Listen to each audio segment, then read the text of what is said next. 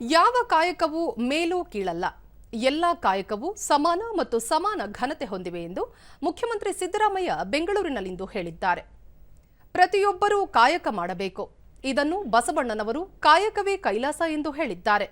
ಕೈಲಾಸ, ಸ್ವರ್ಗ ಎನ್ನುವುದು ಬೇರೆಲ್ಲೂ ಇಲ್ಲ, ಎಲ್ಲವೂ ಇಲ್ಲೇ ಇದೆ. ಪರಸ್ಪರ ಮನುಷ್ಯರನ್ನು ಗೌರವಿಸುವುದೇ ದೊಡ್ಡ ಮೌಲ್ಯ. ಮನುಷ್ಯ ದ್ವೇಷಕ್ಕೆ ಕೆಟ್ಟ ಮೌಲ್ಯ ಬೇರೆ ಇಲ್ಲ. ಈ ಕಾರಣಕ್ಕಾಗಿಯೇ ರಾಷ್ಟ್ರಕವಿ ಕುವೆಂಪು ಅವರು ಸರ್ವ ಜನಾಂಗದ ಶಾಂತಿಯ ತೋಟ ಎಂದು ಕರೆದಿದ್ದಾರೆ ಎಂದರು. ಧರ್ಮ, ಜಾತಿಯ ಹೆಸರಿನಲ್ಲಿ ಶ್ರಮಿಕ ವರ್ಗವನ್ನು ಕಡೆಗಣಿಸುವುದು ಅಮಾನವೀಯ ಹಾಗೂ ಕೆಟ್ಟ ನಡವಳಿಕೆ. ಜನರಿಗೆ ಅರ್ಥವಾಗುವ ಸರಳ ರೀತಿಯಲ್ಲಿ ಮನುಷ್ಯ ಮೌಲ್ಯಗಳನ್ನು ಬಸವಾದಿ ಶರಣರು ಹೇಳಿದ್ದಾರೆ ಎಂದು ತಿಳಿಸಿದರು. ಸಾಮಾಜಿಕ ನ್ಯಾಯ ಮತ್ತು ಸ್ವಾಭಿಮಾನದ ರಾಜಕಾರಣಕ್ಕೆ ಒತ್ತು ನೀಡಲಾಗಿದೆ. ಸರ್ಕಾರ ರೂಪಿಸುವ ಪ್ರತಿ ಕಾರ್ಯಕ್ರಮಗಳಲ್ಲಿ ಬಡ ಜನರ ಕಲ್ಯಾಣಕ್ಕೆ ಒತ್ತು ನೀಡಲಾಗಿದೆ. ಈಗಾಗಲೇ ರಾಜ್ಯಾದ್ಯಂತ ಮನೆ ಮನೆಗೆ ಯೋಜನೆಗಳು ತಲುಪಿವೆ. ಈ ಸಂಬಂಧ ಬಿಜೆಪಿ ಪಕ್ಷದ ನಾಯಕರ ಟೀಕೆಯಲ್ಲಿ ಹುರುಳಿಲ್ಲ ಎಂದರು.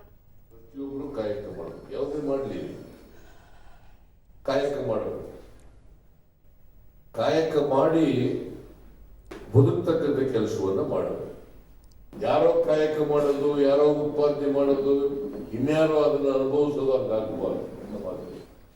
ಕಾಯಕ ಮಾಡೋದನ್ನ ನಾವು ಕೂಡ ಹಂಚಿಕೊಂಡು ಬದುಕಬೇಕು. ಅದನ್ನೇ ಬಸವಾದಿ ಶರಣರು ಏನು ಹೇಳಿದ್ದಾರೆ ಅಂತಂದ್ರೆ, ಯಾವ ಕಾಯಕನೂ ಕೂಡ ಕೀಳು ಅಲ್ಲ, ಮೇಲೂ ಅಲ್ಲ, ಅದಕ್ಕೆ ಕಾಯಕವೇ ಕೈಲಾಸ ಅಂತ ಹೇಳಿದ್ದಾರೆ. ಈಗೇನಾಗ್ತಾ ಇದೆ, ಮನುಷ್ಯತ್ವ ಬಿಟ್ಟು ಮನುಷ್ಯರನ್ನ ದ್ವೇಷವನ್ನು ಶುರು ಮಾಡ್ಕೊಂಡ್ಬಿಟ್ಟಿದ್ದಾರೆ. ಅದಾಗಬಾರ್ದು.